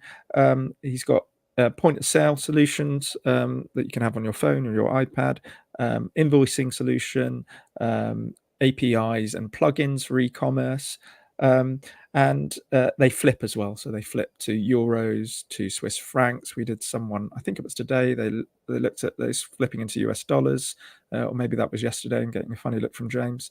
Other solutions. Was that Swiss? Were they flipping to Swiss? They were, but we did someone who looked at US dollars. I can't remember who it was now, but they had the slider. Oh, they did. Yeah, you're right. Yes, they did. Too many. Other solutions that exist that are popular: Ibex Pay in the Americas. So feel free to check that out. Coin Corner in the UK, they flip into pound sterling. So do check them out. But yeah, Swiss Bitcoin Pay. Awesome. Shout out to Jimmy. I've probably gone over my 2 minutes there, Mick, so I'm gonna be quiet now. I would I think just for to put be clear on the T's and C's here. So if you use our referral code, right, it's not just for Jimmy to track. We do also get a revenue share of the fees. Should any businesses ever pay any fees, this is right. So is it 0.18%? Something like that. So 0.18% of the fees that Jimmy largely doesn't charge, right? So mainly it's 0.18% of nothing, right? But if the business is very successful, in other words, they're turning over more than 100 Swiss francs equivalent per month, then he'll charge 0.21% to the business. Yeah, not very much here. Yeah, and then ours is 8% of that 0.21%. Sorry, so 8 times 0.21 is 8% times 0.21% is something like 0.016%. Yeah. And then if you go over 1,000 fees. Yeah. All right, JD. We're not doing it for the money. Yeah, we're doing it for the revolution. Totally. Yeah. So what's advice would you give to someone who's just wanting to start his own circular economy in terms of onboarding merchants? Go on, James. Yeah. So I would actually say get in touch with us, bridge2bitcoin@gmail.com, or DM us at bridge2bitcoin on Twitter, and we'll talk. We'll give you a one-on-one. Share our methods, answer any of your questions, put you in touch with anyone else that we may have spoken to in your region or your country. So, because we spoke to people in Canada, in the US, other parts of Europe. We've got an equivalent, a very close guy to us in another business, LaserEyes.cards, who's in New Zealand, and he's doing exactly what we're doing in New Zealand. So we've spoken to people in Australia. So we've got people across the world that we're already in touch with who are replicating what we're doing. So we can introduce you. You might be the first. I mean, Chris, quickly, what happened in Madeira? I mean, in Madeira, quickly about the Atlantis conference. This is incredible what happened. So 30-second example of that. So when Andre Loher announced the Bitcoin Atlantis conference last year, I got in contact him through Daniel Prince, actually. So shout out to Daniel. And I said to Andre, you're expecting 5,000 attendees at this conference, and you've got 4 businesses in Madeira that accept Bitcoin. And I know those 4 businesses are all connected to you. So essentially it's just one business. I went, no, they're not. I said, doesn't matter. The point being is that you need more businesses accepting Bitcoin so that when Bitcoiners come, they can live in a Bitcoin circular economy. He went, right, okay then. And I said, right, I'm happy to come over to Madeira and do a workshop to your local businesses, but I don't speak Portuguese. So I need a man on the ground. And he came back to us with a guy called Charlie. He's from Venezuela. I think he just landed in Madeira. And bless him, he took the bull by the horns. I didn't need to go and fly over. We did a Zoom, I think 1 or 2 Zoom calls with him. We shared our strategy, shared the solutions, and he is absolutely flown with what we've shared with him. So he is, I think they're sitting at something like 90 businesses in Madeira now. So they've gone from half a dozen maybe to 90 in the space of I think 9 months, and he's done a real hockey stick with merchant adoption. So yeah, do get in contact. Hopefully you can have an effect like Charlie in Madeira. Yeah, it's possible. I mean, the thing is, he was 100% on it, and we are as well. Chris and I are in a fortunate position. We can spend a large amount of our time doing this. You know, Charlie was given full time. You know, you might have a regular job, you know, which is understandable. Most people have to earn regular job. But any time you can spend doing it is obviously positive. That's fantastic advice. You guys have accumulated so much knowledge and learning and know-how that it's just about cloning yourself into others, right? And sharing that knowledge. It's fantastic. Yeah. But guys, I do have another call coming up, unfortunately, but I have to really thank you so much for this. It's been really, really, really insightful. The guys loved it. Lots of really good comments. And yeah, just always really, really great to see the progress you're making, really. So thanks so much, Chris and JD. If there's nothing else, let's call it and keep doing good work. Cool. Yeah, and likewise. Cheers, mate. Keep it up Speak too. soon. Bye, guys. Cheers, guys. Bye-bye. Bye, everyone. Yeah.